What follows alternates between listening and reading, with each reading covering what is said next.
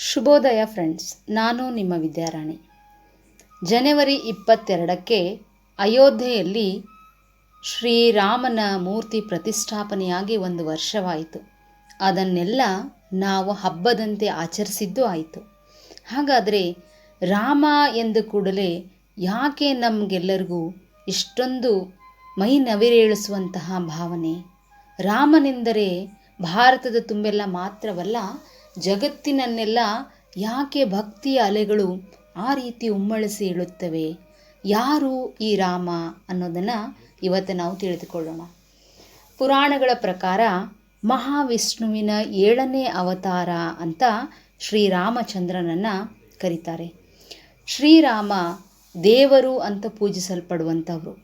ಹಾಗಾದರೆ ಒಬ್ಬ ವ್ಯಕ್ತಿಯನ್ನು, ಮನುಷ್ಯನ ರೂಪದಲ್ಲಿರುವಂಥವರನ್ನು ನಾವು ದೇವರು ಅಂತ ಕರಿಬೇಕಾದ್ರೆ ನಮ್ಮೆಲ್ಲರಿಗಿಂತ ಶ್ರೇಷ್ಠವಾದದ್ದೇನೋ ಆ ವ್ಯಕ್ತಿಯಲ್ಲಿ ಇರಲೇಬೇಕಲ್ಲ. ಹಾಗಾದರೆ ಶ್ರೀರಾಮ ಯಾರು? ಶ್ರೀರಾಮನಿಂದ ನಮಗೇನು ಸಿಕ್ಕಿದೆ ಅನ್ನೋದನ್ನು ತಿಳ್ಕೊಳ್ಳೋಣ ಫ್ರೆಂಡ್ಸ್. ಶ್ರೀರಾಮನು ಪುಷ್ಯ ನಕ್ಷತ್ರದ ಕಟಕ ಲಗ್ನದಲ್ಲಿ ಅಯೋಧ್ಯೆಯಲ್ಲಿ ಜನಿಸ್ತಾರೆ. ಚೈತ್ರ ಮಾಸದ 9ನೇ ದಿನ, ವರ್ಷದ ಮೊದಲನೇ ದಿನ. ಅದು ಧರ್ಮಶಾಸ್ತ್ರಗಳ ಪ್ರಕಾರ ಅಯೋಧ್ಯೆಯ ರಾಜನಾದ ದಶರಥನಿಗೆ 3 ಜನ ಪತ್ನಿಯರಿರ್ತಾರೆ: ಕೌಸಲ್ಯೆ, ಸುಮಿತ್ರೆ ಹಾಗೂ ಕೈಕೇಯಿ. ಆದರೆ ಯಾರಿಗೂ ಪುತ್ರ ಸಂತಾನವಿರುವುದಿಲ್ಲ. ಪುತ್ರ ಸಂತಾನಕ್ಕಾಗಿ ಪುತ್ರಕಾಮೇಷ್ಟಿ ಯಾಗವನ್ನು ಮಾಡುವಂತೆ ಋಷಿಮುನಿಗಳು ರಾಜ ದಶರಥನಿಗೆ ಸಲಹೆ ನೀಡ್ತಾರೆ. ಆಗ ದಶರಥ ಪುತ್ರ ಸಂತಾನಕ್ಕಾಗಿ ಪುತ್ರಕಾಮೇಷ್ಟಿ ಯಾಗವನ್ನು ಮಾಡ್ತಾರೆ. ಆ ಯಾಗದ ಫಲವಾಗಿ ಸಿಕ್ಕಂತಹ ದಿವ್ಯ ಪಾಯಸವನ್ನು 3 ಜನ ಪತ್ನಿಯರಿಗೆ ಹಂಚ್ತಾರೆ. ಚೈತ್ರ ಮಾಸದ ಶುಕ್ಲ ಪಕ್ಷದ ನವಮಿಯಂದು ಮಧ್ಯಾಹ್ನ ಪುನರ್ವಸು ನಕ್ಷತ್ರದಲ್ಲಿ ಶ್ರೀರಾಮನ ಜನನವಾಗುತ್ತದೆ. ಅದೇ ಮರುದಿನ ಅಂದರೆ ದಶಮಿಯಂದು ಭರತನ ಜನನವಾಗುತ್ತದೆ. ಅದೇ ದಿನ ಅಂದರೆ ಭರತ ಜನಿಸಿದ ದಿನವೇ ಮಧ್ಯಾಹ್ನ ಆಶ್ಲೇಷ ನಕ್ಷತ್ರದಲ್ಲಿ ಲಕ್ಷ್ಮಣ ಮತ್ತು ಶತ್ರುಘ್ನರ ಜನನವಾಗುತ್ತದೆ. 4 ಯುಗಗಳಲ್ಲಿ ಒಂದಾದಂತಹ ತ್ರೇತಾಯುಗದಲ್ಲಿ ಶ್ರೀರಾಮ ಜನಿಸಿದ್ದಾರೆ. ರಾಮನನ್ನು ಪೂಜಿಸುವ ಅರ್ಥ ದೈವಿಕತೆ ಹೆಚ್ಚಾಗಲಿ ಅಂತ. ಅಂದರೆ ರಾಮನಲ್ಲಿರ್ತಕ್ಕಂತಹ ಶ್ರೇಷ್ಠತೆಯನ್ನು ಗೌರವಿಸೋದಕ್ಕೋಸ್ಕರ ನಾವು ರಾಮನನ್ನು ಪೂಜಿಸ್ತೇವೆ. ಅದರ ಜೊತೆಗೆ ಆ ಶ್ರೇಷ್ಠತೆಯನ್ನು ಮೆಚ್ಚುವಂತಹ ನಮ್ಮ ಮನಸ್ಸು ಆ ಭಾವನೆಯನ್ನು ತನ್ನಲ್ಲಿ ರೂಢಿಸಿಕೊಳ್ಳಲಿ ಅನ್ನೋ ಕಾರಣಕ್ಕೇ ಪೂಜೆ ಪುನಸ್ಕಾರಗಳು ನಮ್ಮ ಧರ್ಮಶಾಸ್ತ್ರಗಳಲ್ಲಿ ಮಹತ್ವವನ್ನು ಪಡೆದುಕೊಂಡು, ನಮ್ಮ ಪೂರ್ವಜರು ಯಾವುದೇ ರೂಢಿಯನ್ನು ಹಾಕಿದ್ದಾರೆಂದರೆ ಅದು ಕೇವಲ ಮೂಢನಂಬಿಕೆ ಆಗಲಿ ಅಂತಲ್ಲ. ಮೂಢನಂಬಿಕೆ ಆಗಿದ್ದು ನಮ್ಮ ಅಜ್ಞಾನದಿಂದ. ಯಾರನ್ನೇ ಪೂಜಿಸುವಂತಹ ಒಂದು ಪರಿಪಾಠವು ಇದೆ ಅಂತಂದರೆ ಆ ಪೂಜೆಯಿಂದ ಆ ಗುಣಗಳನ್ನು ಆ ವ್ಯಕ್ತಿಯಿಂದ ನಾವು ನಮ್ಮಲ್ಲಿ ಪಡೆದುಕೊಳ್ಳುವಂಥದ್ದಾಗಲಿ ಅನ್ನುವಂಥ ಕಾರಣಕ್ಕಾಗಿ ಪೂಜೆಗಳು ಪ್ರಾರಂಭವಾದವು. ಆದರೆ ಆ ಪೂಜೆಗಳೆಲ್ಲ ಇಂದು ಡಾಂಬಿಕತೆಯ ರೂಪ ತೆಗೆದುಕೊಂಡಿದ್ದು ನಮ್ಮೆಲ್ಲರದು ದೈವವೇ ಸರಿ. ನಾವು ಯಾರನ್ನು ಪೂಜಿಸ್ತೇವೋ ಆ ದೇವತೆಗಳ ಶಕ್ತಿ ಭೂಮಿಗೆ ವರ್ಗಾವಣೆಯಾಗುತ್ತೆ. ಈಗ ನಾವು ರಾಮನವಮಿ ಅಂತ ಮಾಡ್ತೀವಿ, ಕೃಷ್ಣನ ಜನ್ಮಾಷ್ಟಮಿ ಅಂತ ಮಾಡ್ತೀವಿ, ಹನುಮ ಜಯಂತಿ ಅಂತ ಮಾಡ್ತೀವಿ. ಈ ಎಲ್ಲ ಮಹಾನ್ ವ್ಯಕ್ತಿಗಳು ಇವರು ಜನಿಸಿದ ದಿನ ಭೂಮಿಗೆ ತುಂಬಾ ಶಕ್ತಿ ವರ್ಗಾವಣೆ ಆಗಿರುತ್ತೆ. ಮತ್ತೆ ಆ ದಿನ ಮರುಕಳಿಸಿದಾಗೆಲ್ಲ ಆ ದಿನದ ನೆನಪನ್ನು ತೆಗೆದುಕೊಂಡು ಆ ದೈವ ಸ್ವರೂಪವಾದ ಒಂದು ಗೌರವಕ್ಕಾಗಿ ಆ ಗುಣಗಳನ್ನು ನಮ್ಮಲ್ಲಿ ಆಹ್ವಾನಿಸಿಕೊಳ್ಳುವುದಕ್ಕಾಗಿ ನಾವು ಮಾಡುವಂತಹ ಪೂಜೆ ಅವತ್ತು ಮತ್ತೆ ಹೆಚ್ಚಿನ ಶಕ್ತಿಯನ್ನು ನಮಗೆ ವರ್ಗಾವಣೆ ಮಾಡುವಂಥದ್ದಾಗಿರುತ್ತೆ. ರಾಮ ಎನ್ನುವ ಪದದ ಅರ್ಥವನ್ನು ಮೊದಲು ತಿಳ್ಕೊಳ್ಳೋಣ. ರಾಮ ಎನ್ನುವ 2 ಅಕ್ಷರದಲ್ಲಿ ಮಹತ್ವಪೂರ್ಣವಾದ ಅರ್ಥವಿದೆ. ರಾ ಎಂದರೆ ಬೆಳಕು, ಮ ಎಂದರೆ ಒಳಗೆ ಅಂತ ಅರ್ಥ. ಅಂದರೆ ರಾಮನೆಂದರೆ ನಿಮ್ಮೊಳಗಿನ ದೈವಿಕ ಬೆಳಕು ಅಂತ ಅರ್ಥ. ನೋಡಿ ಫ್ರೆಂಡ್ಸ್, ಆ ಪದದಲ್ಲಿಯೇ ಎಷ್ಟೊಂದು ಅರ್ಥವಿದೆ. ರಾಮ ಒಬ್ಬ ವ್ಯಕ್ತಿಯಲ್ಲ, ಅದು ಅಳಿದು ಹೋಗುವಂತಹ ಯಾವುದೇ ಭೌತ ಸ್ವರೂಪಿಯೂ ಅಲ್ಲ.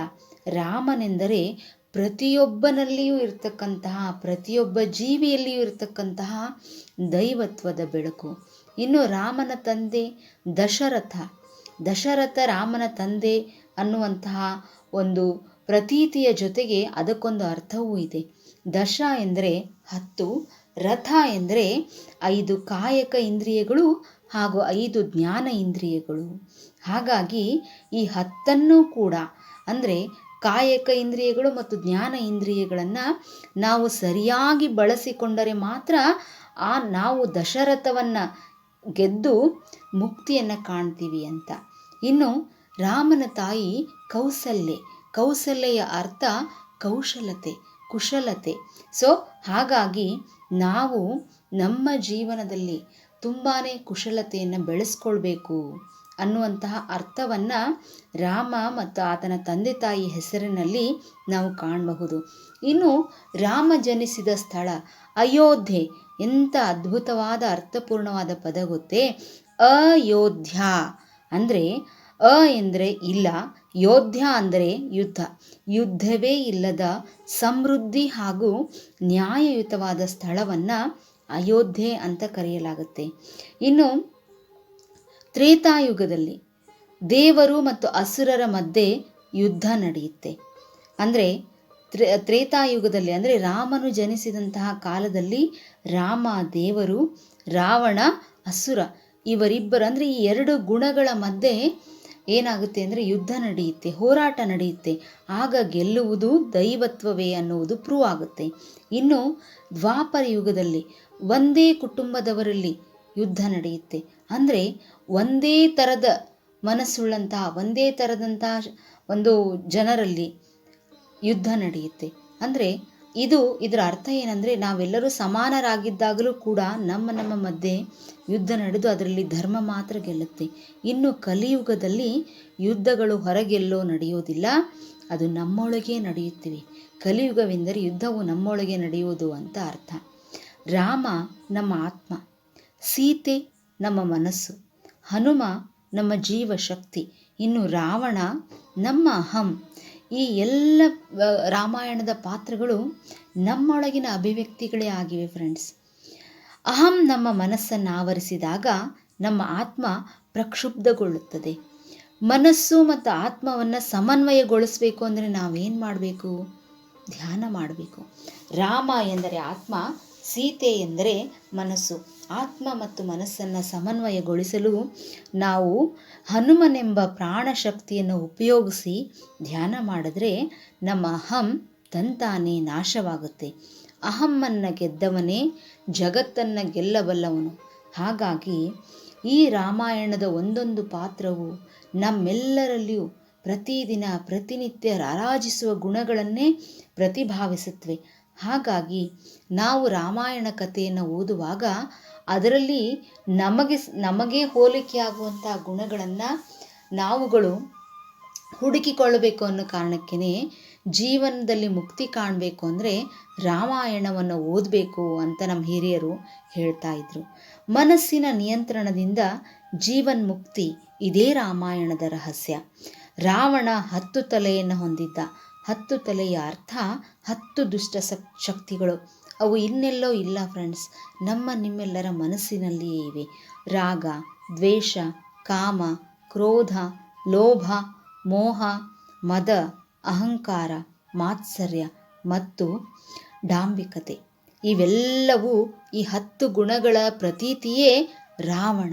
ಹಾಗಾದರೆ ರಾಮಾಯಣವನ್ನು ಭೌತಿಕವಾಗಿ ಬಾಯಿ ಬಡಬಡಿಸುತ್ತಾ ಓದುವುದಲ್ಲ, ರಾಮಾಯಣವನ್ನು ನಮ್ಮ ಜೀವನಕ್ಕೆ, ನಮ್ಮ ನಿತ್ಯದ ನಮ್ಮ ಬದುಕಿಗೆ ನಾವು ಅಳವಡಿಸಿಕೊಳ್ಬೇಕು. ಅಂದಾಗ ಮಾತ್ರ ನಾವು ಅಹಮ್ಮನ್ನು ಗೆದ್ದು ನಮ್ಮ ಆತ್ಮ ಮತ್ತು ಮನಸ್ಸನ್ನು ಸಂಯೋಜಿಸಿ ಜೀವನ್ಮುಕ್ತಿಯ ಕಡೆಗೆ ಹೋಗೋದಕ್ಕೆ ಸಾಧ್ಯ.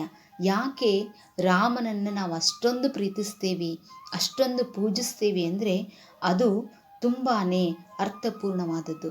ಯಾರು ರಾಮಾಯಣವನ್ನು ಸರಿಯಾಗಿ ಅರ್ಥ ಮಾಡ್ಕೊಳ್ತಾರೋ ತಮ್ಮನ್ನು ತಾವು ಜೀವನ್ಮುಕ್ತಿಯ ಕಡೆಗೆ ಅಂದರೆ ಅಹಂಕಾರ ಮತ್ತು ದುಷ್ಟ ಗುಣಗಳನ್ನೆಲ್ಲ ತ್ಯಜಿಸಿ ನಾವು ಉತ್ತಮ ಮಾರ್ಗವನ್ನು ಧ್ಯಾನದ ಮೂಲಕ ಪಡೆಯೋದಕ್ಕಾಗಿಯೇ ನಾವು ರಾಮಾಯಣವನ್ನು ತಿಳ್ಕೊಳ್ಬೇಕು ಫ್ರೆಂಡ್ಸ್.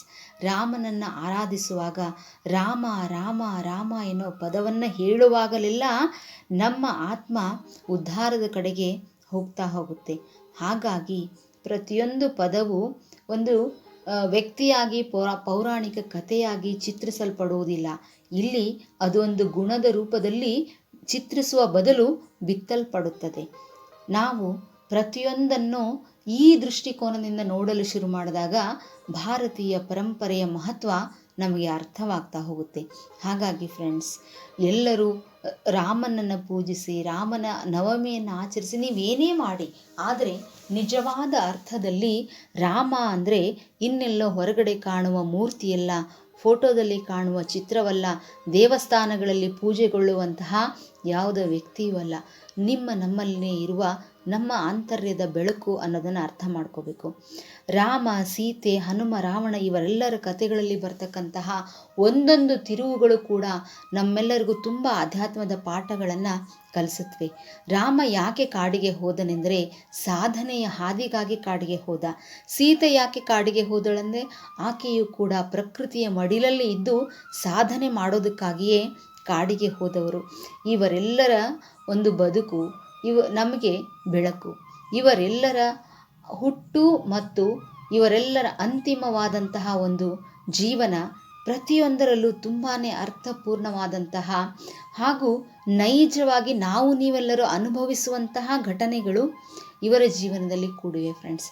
ಹಾಗಾಗಿ ರಾಮನನ್ನಾಗಲಿ, ಸೀತೆಯನ್ನಾಗಲಿ, ಹನುಮನನ್ನಾಗಲಿ ಕೇವಲ ದೇವರನ್ನಾಗಿ ನೋಡದೆ ನಿಮ್ಮೆಲ್ಲರ ಆತ್ಮದ ಉದ್ಧಾರಕ್ಕಾಗಿರ್ತಕ್ಕಂತಹ ಪ್ರತಿನಿತ್ಯದ ನೈಜ ಉದಾಹರಣೆಗಳನ್ನಾಗಿ ತೆಗೆದುಕೊಳ್ಳೋಣ. ನೀವೆಲ್ಲರೂ ಇವರ ಮಾರ್ಗವನ್ನು ಅನುಸರಿಸೋಣ. ನಾವು ಕೂಡ ಒಂದು ದೇವರಾಗುವಂತಹ ಸಾಧ್ಯತೆಯನ್ನು ಹೊಂದಿದ್ದೀವಿ. ಅದಕ್ಕೆ ಬೇಕಾಗಿರುವುದು ಏನಪ್ಪ ಅಂದರೆ ಪ್ರತಿನಿತ್ಯ ಮನಸ್ಸನ್ನು ತಿಳಿಗೊಳಿಸ್ತಾ ಹೋಗುವುದು. ಹಾಗಾಗಿ ಮನಸ್ಸನ್ನು ತಿಳಿಗೊಳಿಸುವ ಧ್ಯಾನವನ್ನು ನಿತ್ಯವೂ ಮಾಡೋಣ.